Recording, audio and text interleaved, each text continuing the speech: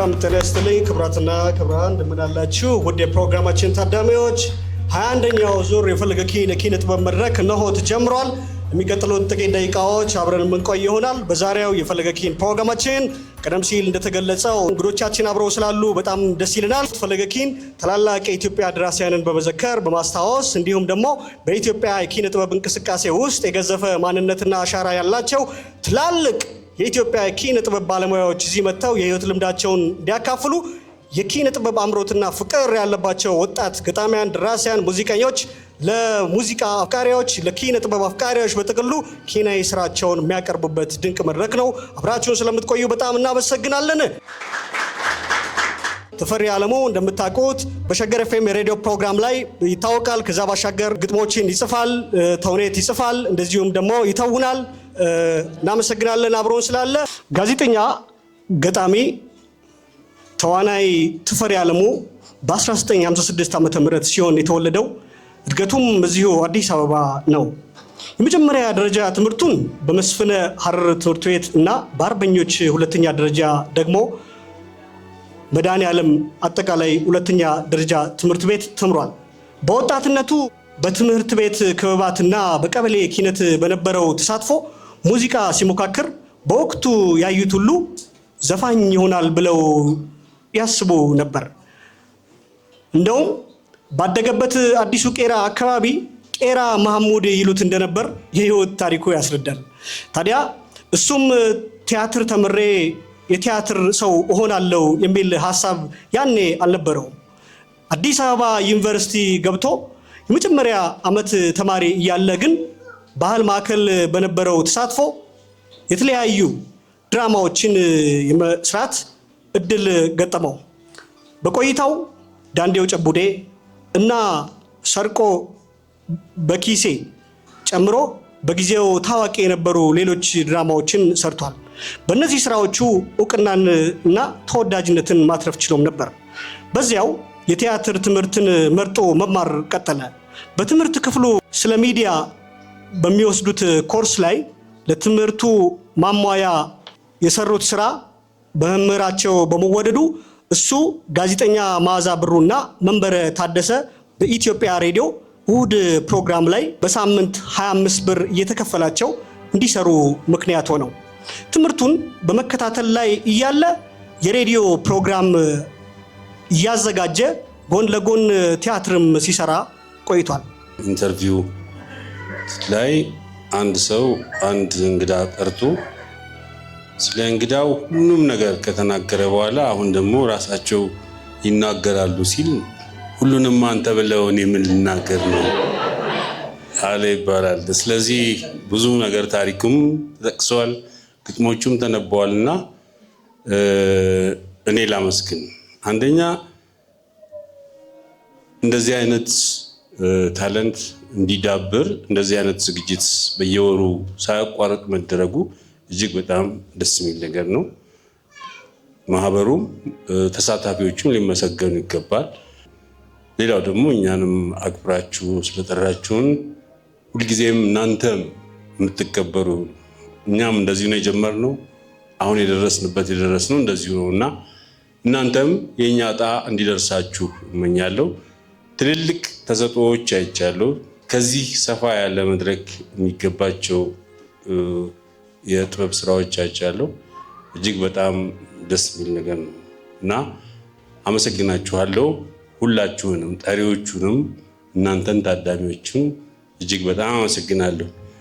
እንደው ለመደምደም ያህል ድምፅን ልስማ ካላችሁ አንድን ግጥም ላንብብና ላብቃ። እታለም ምንካት ታላቅ እህቴ ናት እታለም ምላት። እኔም እህት የለኝ እሷም ወንድም የላት።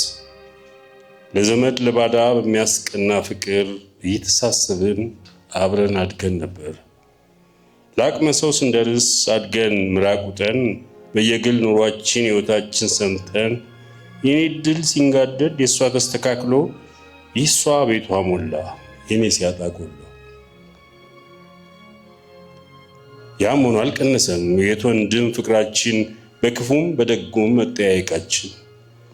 መታመሜን ሰምታ ሮጣ ትመጣለች፣ ታሳክመኛለች፣ ታስታምመኛለች።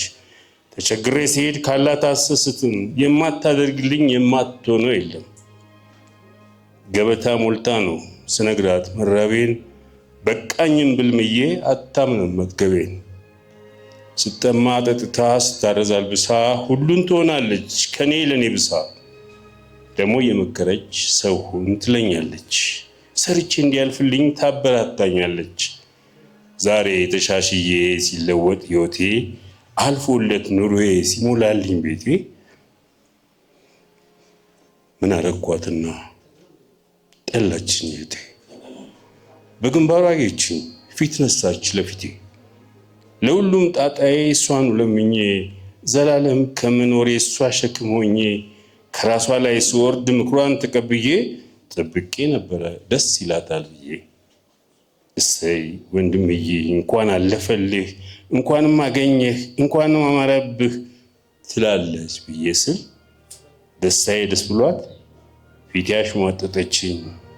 እታለ ምን ነካት? አሁንም አጠግቦ መች ሰው ይፈልጋል? ቀና ቀና ቀና ብሎ መሬቱ ጠቦታል። የላይኛው ጌታ እውነት የለህማ፣ ያኔ እሱን አያርገኝ በእጄ ጣለውማ። እስቲ ትከሻን አትንፋብኝቴ፣ ተገኝቶ ተሞቷል ድንቄም ኡቴ። ይህንን መናገር ይሄን ካፍ ማውጣቱ፣ የእርግማን ጋጋታው ሽሙጡ ሐሜቱ፣ ደርሶ መገላመጥ ማኩረፍ ፊት መንሳቱ ምንድን ነው ሰበቡ? ምን ይሆን ምክንያቱ?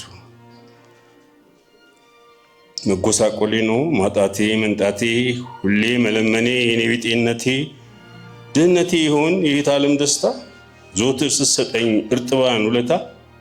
አላምንም እኔ እንጃ ታዲያ ምን ሆና ነው? ፊት አታሳየኝም እንደ ትናንትናው፣ የበደልኳት የለም ሰላምታ አልቀነስኩኝ፣ ጸባይ አልቀየርኩም። ለለውጥ ያህል ብቻ ልጠይቃት እንጂ ልለምን አልሄድኩም። ምን ነካት ታለ?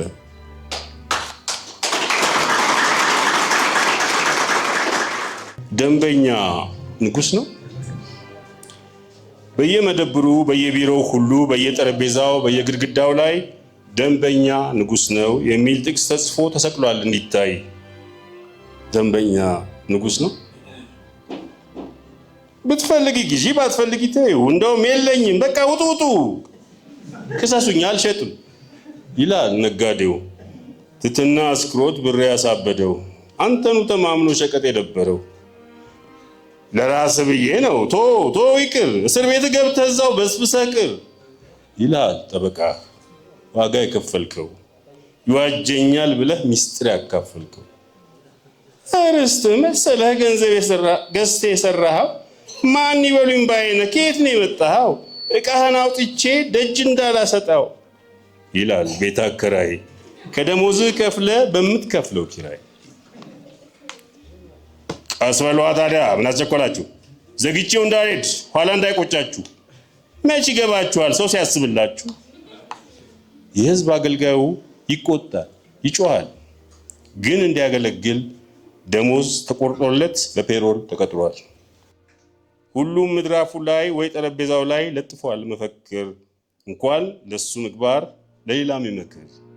በምርጥ ፊደላት አስመርጦ አጽፎ በሐረግ አስቦ አስጊጦ ለጥፎ፣ ተገላቢጦሽ ነው ምግባሩ ተግባሩ፣ ማንን ማሞኛ እንደሁ እንጃ መፈክሩ።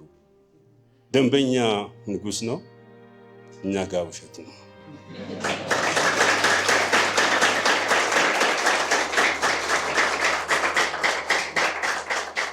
ባዶ መደለያ ቅብ ነው ማማለያ፣ አይነ ጥላ አለበት የ40 ቀን ደመኛ። ባሪያ ነው ታዛዥ ነው አይነክስም ደንበኛ።